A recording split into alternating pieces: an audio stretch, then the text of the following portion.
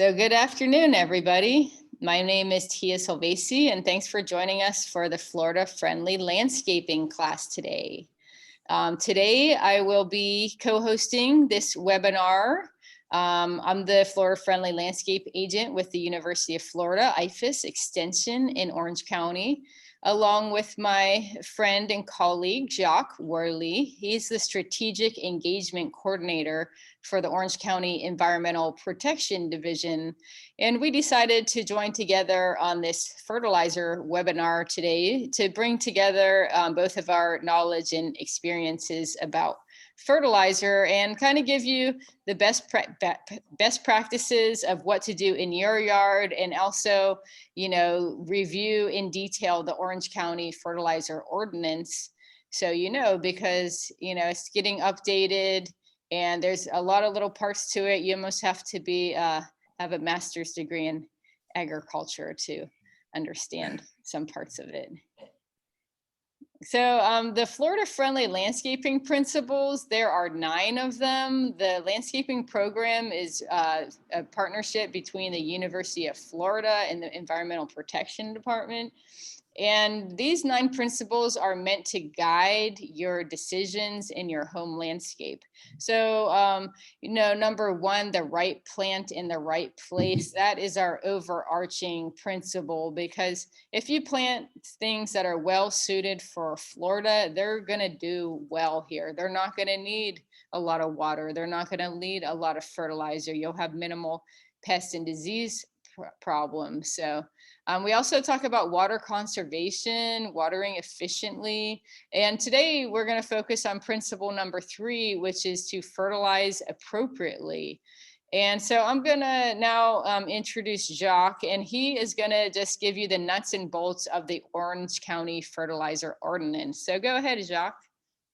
Awesome. Good afternoon to you all. Thank you so much, Tia, for the introduction. As Tia mentioned, I am the Strategic Engagement Coordinator for Orange County's Environmental Protection Division. For the past few years, I've had the opportunity and pleasure of learning about this ordinance and ordinances throughout the state of Florida. And today I'll talk to you a little bit about some of the key components of the ordinance. We have a link here, and later on this website, later on the webinar, we'll talk about our main website you can go visit, where you can have access to the full ordinance and you can read it. Interesting with Orange County, we've been managing the use of fertilizers since 2009. The current ordinance that we have was updated back in 2017, and that was after Florida Department of Fire Protection Division. They passed the Spring and Aquifer Protection Act, and as a result, we needed to upgrade ours to make it a little bit more stringent. Next. So why did we have an ordinance in the first place? Like I mentioned, we've been managing it since 2009, but the goal of the ordinance is to eliminate or reduce non-point source pollution and protect our water bodies. As you can see from this picture here, over the past decade, some of our most wonderful water bodies and resources have gotten a little bit polluted. So these ordinances is created in a way to help protect those and help restore them back to their status. So who does this ordinance apply to? The ordinance applies to residents, commercial applicators, and retail establishments. It encompasses not just the lawn, but also turf and landscape plants as well. So it's a little bit all-encompassing as it relates to the landscape. For residents, some key components, there's a residential online training, and I'll talk a little bit about that later on, but this is the website here at www.ocfl.net/fertilize responsibly. And you can go through that training and learn a little bit some of the specifics and some of the things we will also be talking about today as well. For commercial applicators, there's the GIBMP training that they are required to take. And in addition, they are also required to have a decal on their vehicle per Orange County's ordinance. Resale establishments, on the other hand, they are required to display an informational poster where fertilizer is being sold. So the poster that was in the previous slide is that poster that you should see, those type of posters you should see in the retail establishment selling fertilizer. All right, so key things, all right? So first and foremost, think zero phosphorus. Phosphorus is naturally occurring in most Florida soils.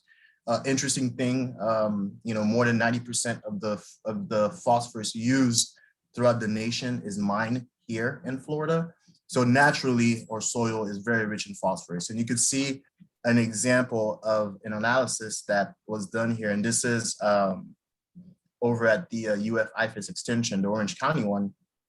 And you can see that the phosphorus content is extremely high. So you would not need to add any more phosphorus if you had a soil test like this. And if you do have a soil test that shows deficiency, that is about the only time per the ordinance you can apply phosphorus-based fertilizer is if you have a soil analysis that shows that it is deficient in that nutrient. Outside of phosphorus, there's a requirement that if you will be using nitrogen, that nitrogen be at least 65% slow release. And quickly here, if you're looking at this screen, a lot of time we'll see the main numbers in the front, the NPK. In this case, it's 14026.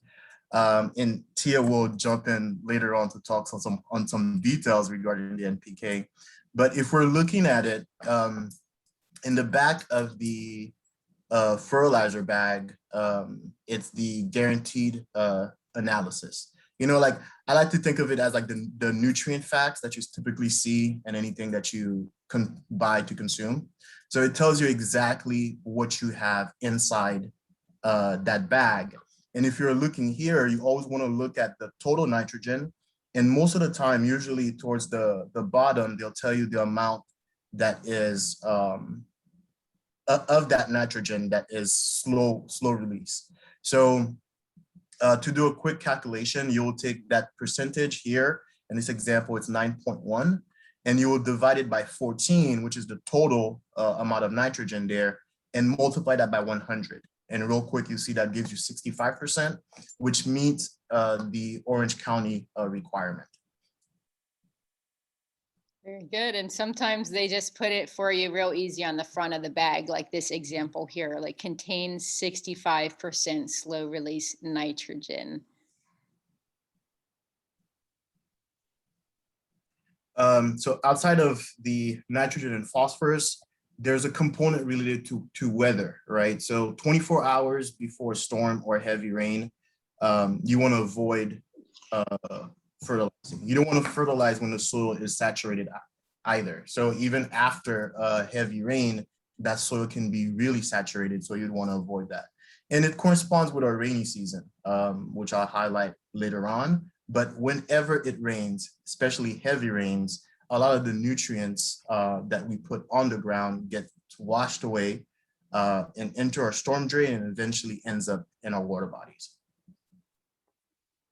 Yeah, that's right. In the summertime, you can't count, it almost rains every day, and it can be a hard rain. So part of the justification.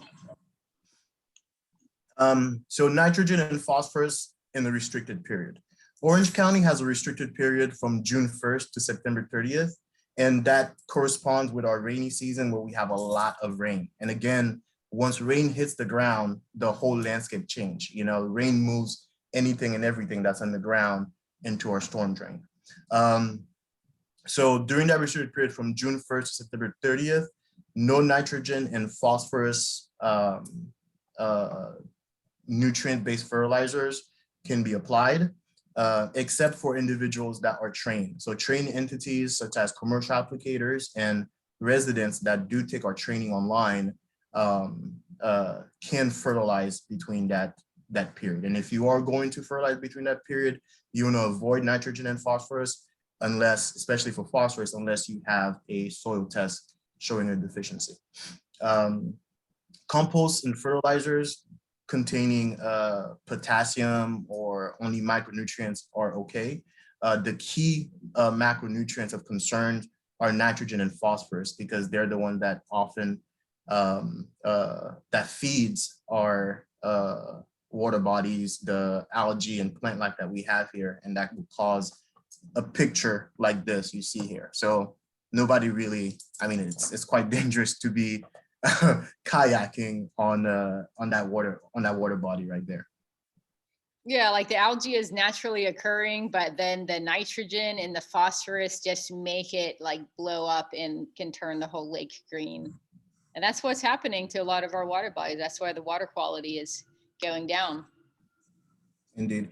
And in addition to the greenness and it also creates pockets in the water where there's a lack of oxygen, which often result in those mass fish kills that sometimes you see in the news, and notoriously we're known for here in Florida. Okay, a requirement of the ordinance, and I think you all would like this one as well, it's to keep fertilizer off of pavement, like avoid cement fertilization, right? We buy the fertilizer, it's expensive.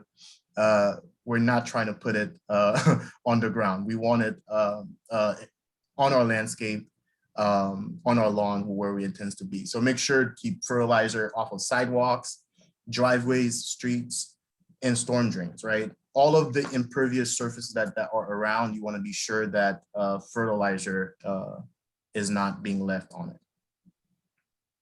That's right. Just sweep it off, blow it off. Don't get it on there in the first place. A requirement is to use, if you are using a broadcast spreader, that spreader must have a deflector shield. That's a requirement of the ordinance. And what the deflector shield does, it deflects, right? It helps you fertilize a lot more precisely.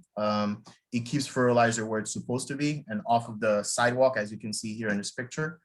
So that's one of the other requirements for the ordinance, is that if you are using a broadcast spreader, make sure that that broadcast spreader has a deflector shield. Yeah, that deflector shield works good when you're working along, the water bodies too. And clean up fertilizer spills, right? We talked about we don't want it in any impervious surfaces, street, sidewalk, driveway. So whatever you can, if you have a little broom with duster, just make sure you pick that up, put it back in the bag, or apply it to the landscape where it's supposed to be. Yep, that's right. In this picture here, which I'm sure most of you all have seen this stuff around, it's critical that we dispose of vegetative waste properly, right? Like I mentioned, anything that hits the ground, that's in the ground when water hits, ends up carrying that stuff over into our stormwater and eventually into our water bodies. So these things, vegetative clippings, they also have nutrients as well. So outside of just being an eyesore, they eventually make it into our stormwater system, ends up clogging it, or by the time it breaks down, ends up adding more unneeded nutrients to our water body. So keep grass clipping and vegetative waste out of the roads and storm drains, blow them back into the landscape, or bag them up and put with your yard waste. And some folks, have some composting things that they can do as well. But just know that it does not belong in the street until take it off the street. Additionally, if you are seeing this happen, you do have the option of calling 311, and then you can report those type of violations. And when you are reporting, you can also use the app as well. So there's different ways to do that report, but it gives you, it's best to get as much information as possible. So take pictures. If it's a commercial applicator that is doing this, make sure you have the name of the company. If you can see the license number, the vehicle tag number, make sure you grab that. And then code enforcement or an inspector will be able to follow up with that complaint.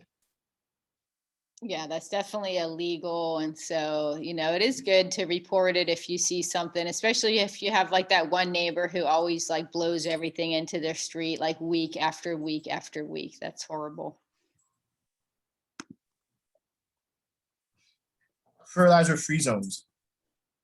Keep fertilizer 15 feet away from a water body or wetland, right? But it's also lake, pond, streams, any type of canal or conveyance that may potentially drain to a water body. So 15 feet away, no fertilization.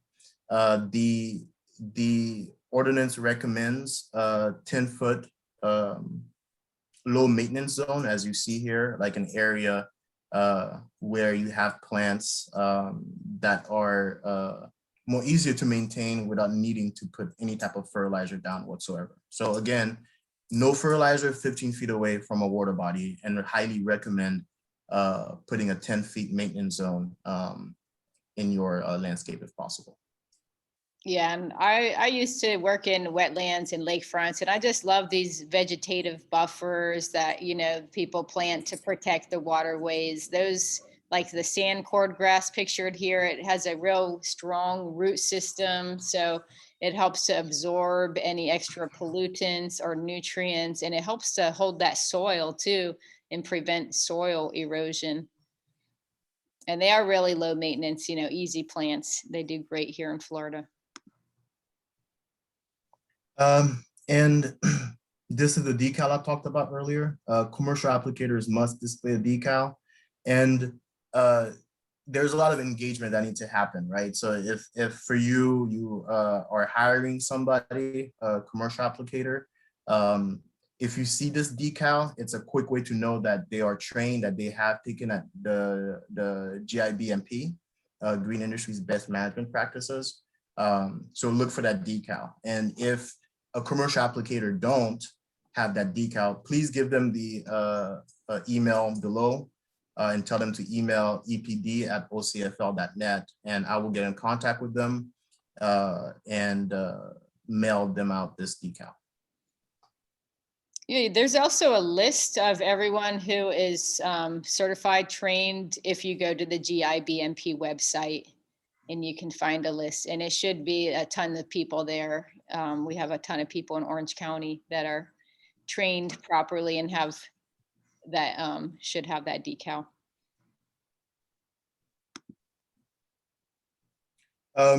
So this is towards the end for me here. I definitely want y'all to visit our website. We have a ton of resources there. We have the residential training on the website. We have several how-to videos, how to read a fertilizer label, how to measure your yard, how to calibrate a broadcast spreader. We have fertilizer calculators.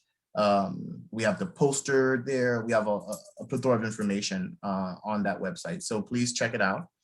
And this is my email address as well as phone number, jacques.worley@ocfl.net. Please reach out to me with any questions or concern, and I'll do my best to accommodate. Great, thanks, Jacques. That's a great overview of the Orange County Fertilizer Ordinance. Next, I'm going to get into a couple Florida-friendly landscaping practices, best management practices for your fertilization of your landscape. So when we talk fertilizer in a Florida-friendly way, we want to look at the 4 R's of nutrient management. We want the right timing, the right rate, we want the right nutrients, and the right place. And this is common, in the fertilizer world. You hear about these 4 R's. And so you want to match the fertilizer type to the crop needs. For example, your lawn is going to be more nitrogen, whereas like your tomato plant is going to have its own special needs. The right rate. So you don't want to burn the plant. You want to give them the nutrients they need. You don't want to starve them either if they have a nutrient deficiency. You want to give them the right rate of the nutrients. You know, apply it at the right time. So the right time according to the environmental conditions, like the fertilizer ordinance is geared to. Also the right time in different crop cycles. For example, if you're fertilizing tomatoes, you know, they need a little extra boost of nutrients when they're flowering and they're fruiting.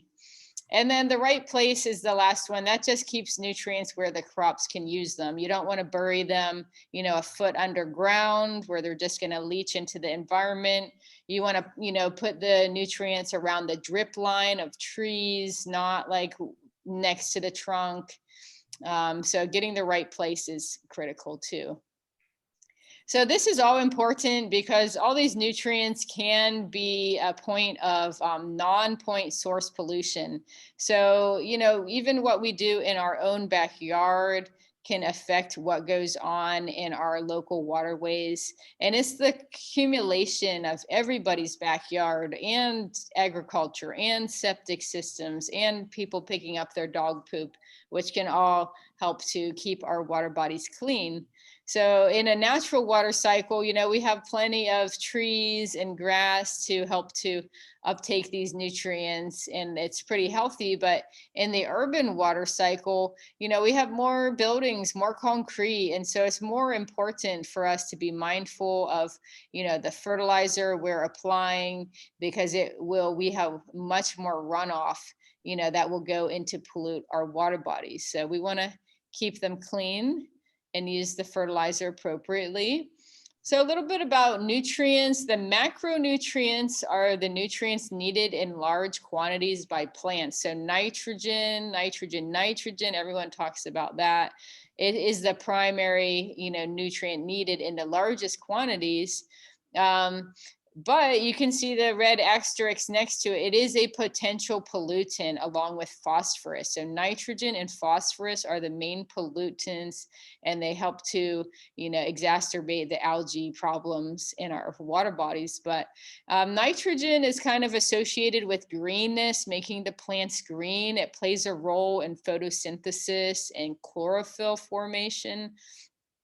The phosphorus, that's involved in root growth and flowering. So especially if you're doing some vegetable gardening, some beets or carrots or flowering plants, you want to make sure you have enough phosphorus for them. Now, nitrogen is mobile in the soil, so it kind of moves around with the water. And that's why the rain and applying nitrogen is not a good combination. The phosphorus isn't really that mobile, but instead it kind of binds to soil particles. But again, if we have a heavy rain, you know, some of that soil is kind of swept away. And so that is where the phosphorus binds to the soil and ends up in our water bodies too. Now, the potassium is kind of like a multivitamin. It aids in all kinds of processes in plants. And the potassium is kind of mobile like the nitrogen. However, it doesn't contribute to water pollution. So again, get the right nutrient to the plant. Palms in particular need a little bit higher potassium. And so, you know, buy the appropriate fertilizer for your crop type and make that work for you.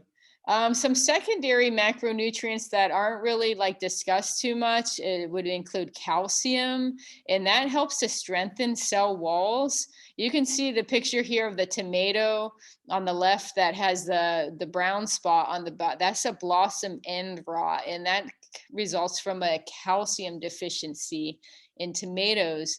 The magnesium, that is a nutrient that aids in chlorophyll formation. Remember, chlorophyll is like green. So a lot of times the top of the plant will be yellow if it's a nitrogen problem.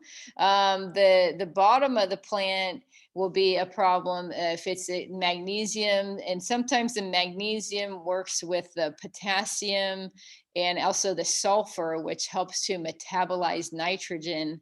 But palms have special fertilizer needs too, especially the ones that are not native. So be mindful of the leaves turning on them and watch out for these magnesium deficiencies. So there are also micronutrients that are needed in very, very small amounts in plants. They say less than 1% of the plant composition are from micronutrients, but some of them can still have visual effects. Like in this picture here, the iron deficiency in St. Augustine grass. It looks a little yellow. So in this case, it's an iron deficiency, and you can tell that from the soil test. Will give you iron. The boron, zinc, manganese, iron, copper, molybdenum, and chlorine are all micronutrients. The iron is the one that's most commonly, talked about. They sell like the iron products, which help with the greening. And again, iron does not contribute to water pollution problems. So in the summer months, if you think your grass is looking, a little yellow, you can get a soil test. You could apply some iron and it will green it up. So plants don't always need fertilizer. So you might want to start by asking, like, do my plants need fertilizer? And so you should know, what does it normally look like? Sometimes there's some variegation or some yellowing that is just a natural part of the plant and it's not due to nutrients. Other times there might be like a pest problem, like some sucking insects or a virus or fungal disease that is making the plant look unhealthy. So it might not be a nutrient thing. It could be a different type of disease problem. So always check for those things, before you fertilize, and assume it is a nutrient deficiency. And if you have any questions about your plants, that's what we're here at the Extension Service. We have our plant clinic that's open daily from 8 a.m. until 5 p.m., except for lunch break. And you can also take a photo and email us your pictures. You can send them to me and we can let you know what's going on with your plant. Ornamentals, sometimes they're just get fertilized when you fertilize your grass and they're all good.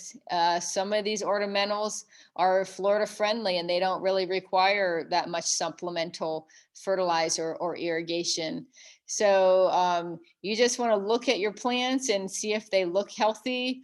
If everything is all green, then they may be fine and they won't need any supplemental. Like this landscape looks really good here in the front yard. All I see kind of in the side yard is a little yellowing on that palm back there. And so just be mindful. You don't want to double fertilize. If you're already doing your lawn, then it should reach your landscape too. Or if you're putting something special fertilizer on that palm tree, then that will be plenty good for these landscape shrubs and the surrounding turf grass. So we talk about obtaining a soil analysis. This is the same thing as doing a soil test. And so it's recommended to do a soil test before you select plants for your landscape or apply fertilizer.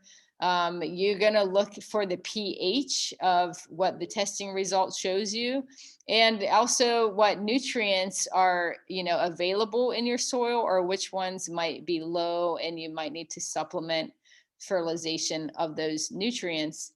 And so this is the form through the University of Florida, but you are welcome to use any soil testing lab. And the cost for a complete test, test B with the soil pH and the micronutrients is $10. And what you want to do is you want to take about 10 samples. And for your lawn, you want to get about 4 inches deep. If you're doing your vegetable garden, you want to get a little deeper, like 6 inches deep. So take those 10 samples, mix them all together for one composite sample, and submit that to the soil lab. If you're doing, your lawn separately from your vegetable garden, you'll submit 2 samples. And another thing is, if you have a problem area, in your lawn, like this one area won't grow right, take that soil sample separately from your healthy lawn. That way we can compare the two and see, all right, well, this area has this going on, this area is missing this, this, and this. And that will help with the diagnosis. So here's how to read a fertilizer bag. This is, the most fundamental thing you need to know when looking at fertilizer. The first thing you see on the front is those 3 numbers right here. 1608, separated by the dashes. And so what that stands for is the NPK, the nitrogen, phosphorus, potassium. And for this example, this is a good fertilizer for turf grass. It will say like turf fertilizer on it. It has a pretty good amount of nitrogen, zero phosphorus, which is good for our water quality, and it has some potassium. So a good blend for the turf fertilizer is to kind of have a 2-to-1 ratio of nitrogen to potassium. So here we have the 16, which is twice as much as the 8. 2 parts nitrogen to 1 part potassium. But it could also be a 1-to-1 ratio. That's fine too. But usually the turf grass needs a little bit more nitrogen than potassium. So here's some other things to look for in a fertilizer bag, and some of them help you out and put all the information on the front. So we talked about the fertilizer analysis, the NPK. Again, this bag is also a lawn fertilizer with 1608 nitrogen, phosphorus, potassium. The percent slow release nitrogen.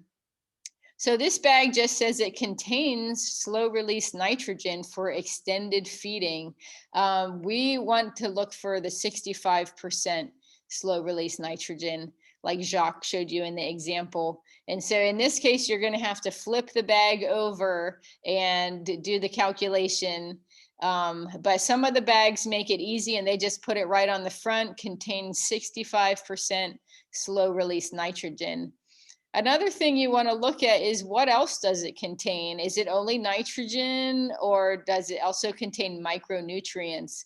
So the fertilizers that contain micronutrients might be a little bit more expensive, but our Florida soil is poor, so often we could use a little boost of the micronutrients, and they won't contain a lot. It will be like 0.01 or 0.06%, of some of these micros. But here it says added greening with essential nutrients on the fertilizer bag. So I'm assuming it has some iron for that added greening. And then coverage, what kind of square foot is this bag going to cover? And it makes it easy for you. This bag covers 7,600 square foot. And we'll get more into that in a second. And so what plants to use it on, because plants have different needs. Lawn has its own need, vegetables, citrus, if you're fertilizing a palm, or some acid loving plants like azaleas or gardenias. So this is clearly a lawn fertilizer. It says it has the lawn and the broadcast spreader here. And so that's what you want to choose, something like that for your lawn. If I can add, Yeah. on that piece, even on the next slide too, either, micronutrients, organic or inorganic, whether you're using for lawn, vegetables, citrus, palm, azaleas, one very important thing to remember is just those BMPs we talked about before. You definitely want to avoid putting that fertilizer down if rain is expected, if the potential crop is located is not 15 feet away from the water body. So always keep those things in mind when you are looking at those different types of fertilizers that you're using, or based off of the different crops that you're utilizing. Make sure to keep in mind those BMPs. Yeah, that's a good point, Jacques. I kind of wish they'd put everything on the front of the fertilizer bag to make it easy for you. Yeah. And the back piece of it, the guaranteed analysis that I talked about, that part is actually that part is regulated at the federal level. So that's like a requirement piece that they have to put. And then oftentimes the front, that's why it's not standard. Some people put it, some don't, but the guaranteed analysis in the back, that's a requirement from the state of Florida that they need to have that. Yep, you got to know what's in the bag. That's a good point. So like Jacques was saying, whether you're doing organic fertilizer or inorganic fertilizer, you have to follow the best management practices. So it doesn't matter which kind you use. That's up to your personal preference. There's pros and cons of both. Organic fertilizer is derived from plants and animals, so it's from natural sources.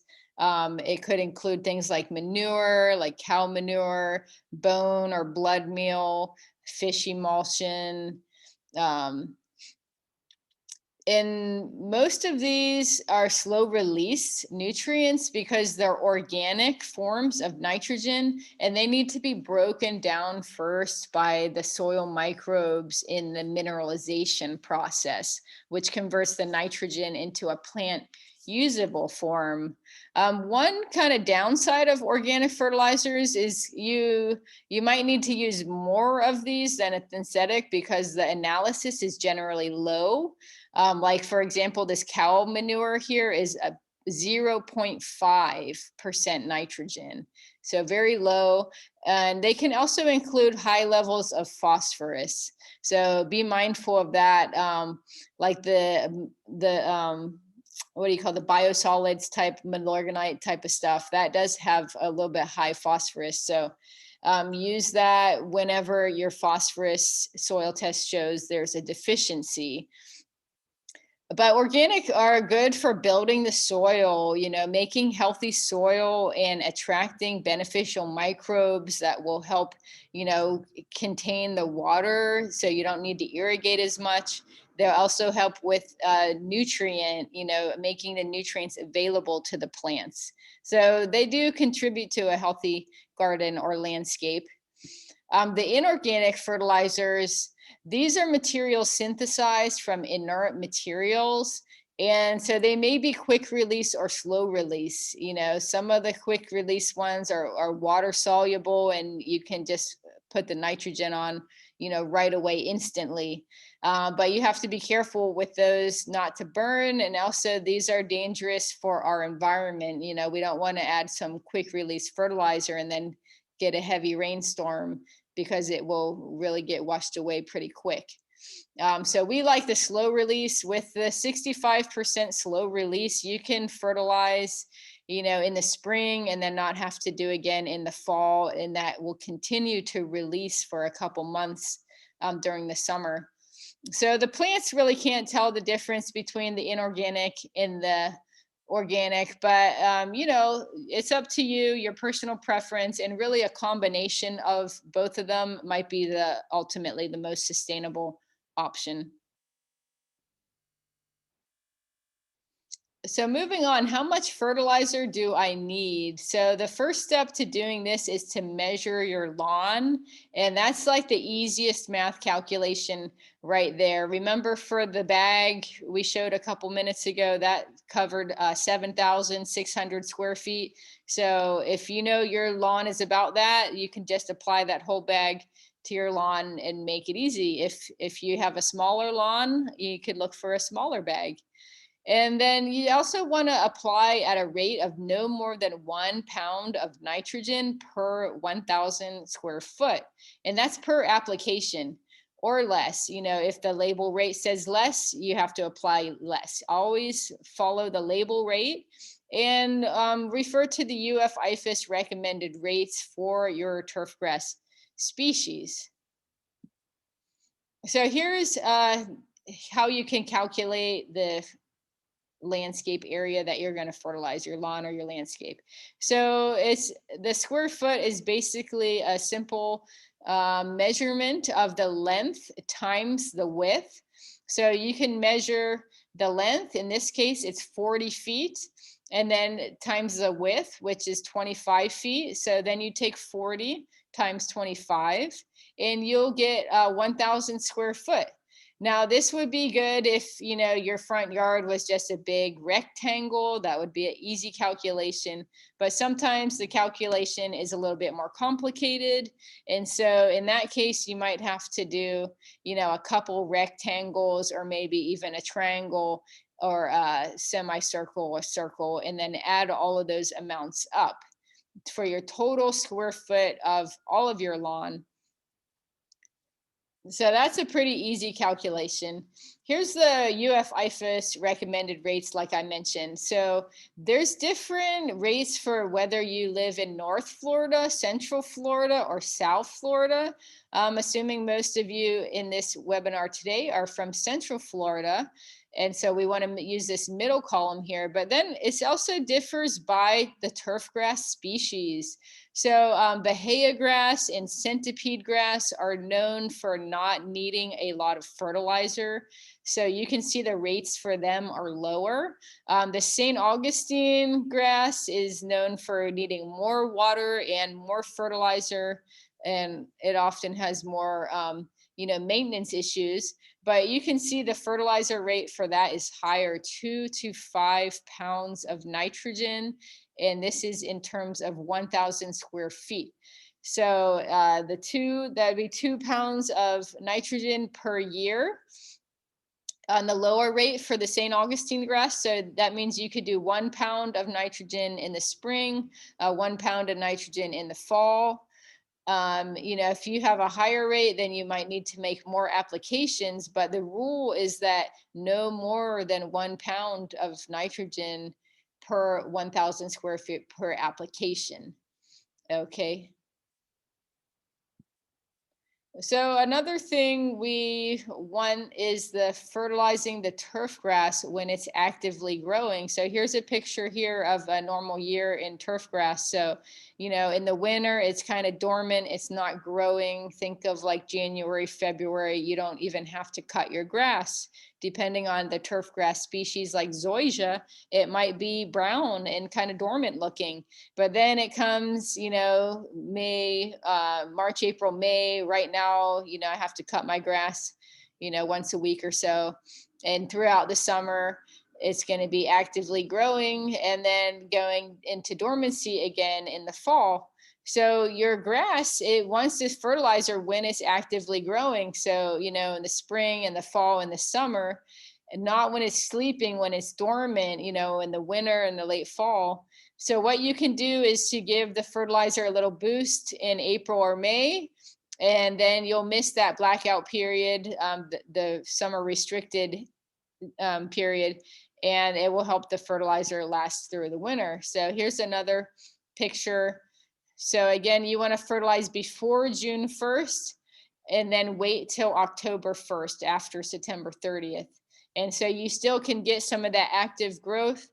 The slow release fertilizer will last several months, June, July, August. And so then you can give it another little bump in the fall, if it's needed. And again, no fertilizer in the restricted period unless you are trained. You have a trained professional or you take the residential training course. So here's going to be some more complicated math calculations, calculating the application rate. So it's a law that you always read and follow the instructions on the fertilizer bag. You can get some charts, some cheat sheets, and you want to apply the pounds of fertilizer for the number of square feet that you want. So calculating the square footage of your yard, that's pretty easy. And then once we have that, we can calculate, well, how much fertilizer do we need? So here's an example problem right here. So, you buy a bag of fertilizer. This example is a 50-pound bag. And then you look at the analysis, 1608. So the 16 is the nitrogen, and that's what we're paying attention to right now. And the 1608, this should be 16 pounds of nitrogen. So the 50 pounds, 0.16, so 16%, that means 8 pounds of total nitrogen. All right. So the rule is that no more than 1 pound of nitrogen per 1,000 square feet. So this 8 pounds of nitrogen that's in this 50-pound bag, that can cover up to 8,000 square feet. All right. But if your yard is only 5,000 square feet, then you can calculate, how many pounds of the fertilizer you need to apply. So in that case, you can take the 5,000 square feet and take that times 50 pounds, and then take that divided by 8,000 square feet, which is what the whole bag does. So out of that 50-pound bag, you're only going to use 31 pounds to the size of your lawn. That's 5,000 square feet. So measure your lawn. That's the first step. Next is like, how big of a bag do you have? How much square footage is it going to cover? And if you can figure that out before buying it, you can buy a bag that's, you know, more or less how many square feet you have, because you don't want to be holding on to the bag, because it's better to use the fertilizer. It doesn't like to store. It can kind of junk together, but don't over apply either. And then additionally, our website, if you go to our website, we have 3 how-to videos that go into the nitty-gritty on how to measure and how to weigh and how to calibrate your spreader. So go to our website to get some more information on that. Yeah, and once you measure once you measure your lawn, like write that number down, you know, just like, what kind of fridge filter do I need? My lawn is X number of square feet. And then when you go to pick up a bag of fertilizer, you just tell the guy, hey, I have 5,000 square feet. Like, what size fertilizer bag can I get that will cover that much? So this little table here is helping you to calculate the application rate. So for example, you know, you measured your lawn and you have 1,000 square foot of your lawn. So if you have a bag that has a lower amount of nitrogen, like only 6% nitrogen, then you'll need about 16.5 pounds of fertilizer. But if you have a bag that has a higher percent nitrogen, like the example we had before was 16% nitrogen, you're only going to need 4.5 pounds of that 16% nitrogen to cover the same 1,000 square feet. So the more concentrated, you know, the higher percent of nitrogen, like this 27% nitrogen, that's like a quarter of the bag is nitrogen fertilizer. You'll only need 4 pounds. By the lower analysis, you'll need more fertilizer product, but it's kind of safer to use a lower analysis nitrogen, you know. Often the ones we recommend, you know, are like the 16%, 10%. You'll see the 10% nitrogen fertilizers. We usually don't recommend these high numbers, like once you get above like 25, because there's just more potential, you know, to burn. You have to apply that 4 pounds throughout your whole 1,000 square feet. So it's kind of easier to spread that out with a lower analysis product. And so let's talk about other crops than turf grass. So what about my fruit trees and my vegetable garden? So these may have special needs. You'll see a lot of the vegetable type tomato fertilizers. They will have an analysis that has a higher phosphorus and potassium content. So like this bag is only 4% nitrogen and 6% phosphorus and 3% potassium. So, you know, before you get started with your vegetable garden, you should get a soil test and see what's needed.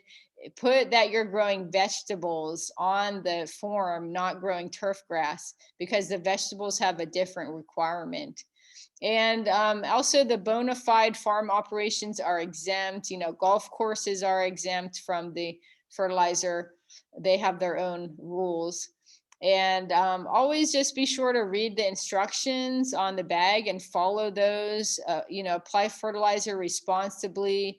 Don't fertilize next to the water bodies. Sometimes I tell people to plant bananas by the lakefront because they like water, but don't fertilize your banana next to the lakefront, because we don't want that fertilizer to end up in the water, especially, you know, a special fertilizer like this that has nitrogen and phosphorus. So those are just some tips for other crops. Palms, as I mentioned, these also have special needs.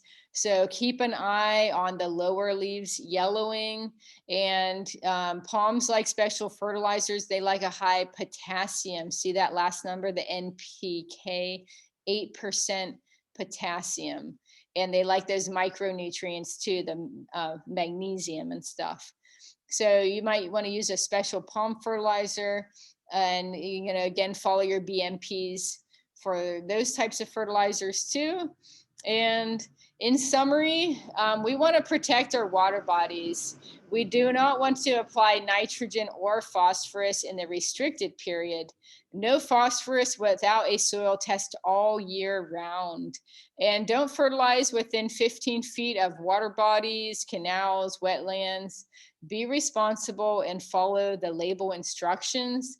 And you can take the additional training, the residential fertilizer training, the commercial training. You can take that too if you're in the business. And I hope you learned a lot today and you'll be able to apply some of these fertilizer tips to taking care of your home landscape. So I'd like to thank you for joining us. If you would be so kind to take our survey, you can use your smartphone and scan it and put it in. And here is my contact information, Tia Silvesi. And then Jacques, his email is also on here. And we will take it any questions now. So thank you all for joining us.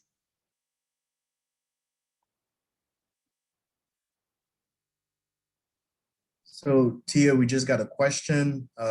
Question is, does fertilizer go bad? Fertilizer doesn't really go bad, but what can happen is that the fertilizer can kind of cake together and it will, just kind of get sticky.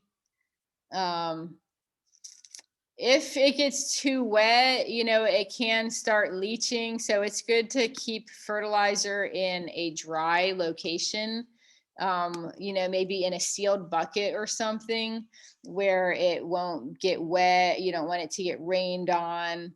So those are just some tips for keeping your fertilizer safe, but it's best to use it within a couple years and not have it sitting around forever. Another question that we had, how do you decide how to treat a lawn that has a combination of grasses? If it has a combination of grasses, that's kind of the new trend right now. I like it, it's cool. But you might want to kind of go with a middle ground between, like if you're using a mixture of St. Augustine and something else, some kind of number in the middle. It's kind of a imperfect science, but try to stay within the recommended rates of any one species. Don't go too far above. Is black cow good for assisting with bare spots and lawns? The black cow or any kind of organic material, like our Florida soil is usually so sandy and poor. So adding a little compost or topsoil or, black cow manure, something like that, that is helpful. And it helps to, retain the water. It helps to make the nutrients available and helps to encourage the grass to grow in those spots.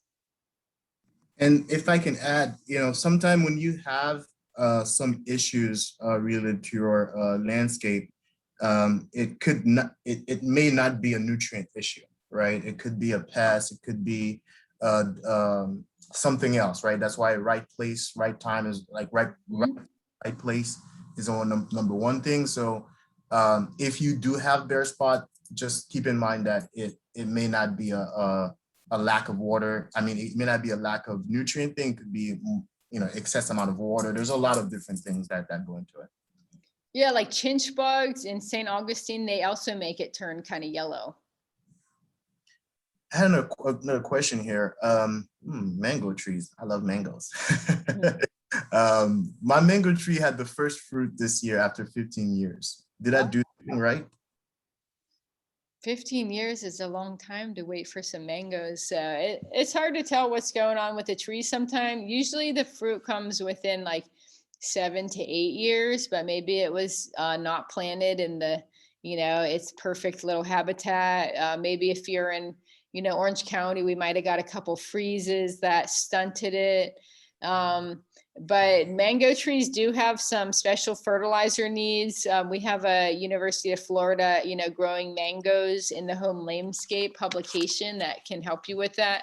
But the nutrients and also the watering are kind of critical, during those fruit development. So be sure to watch for that.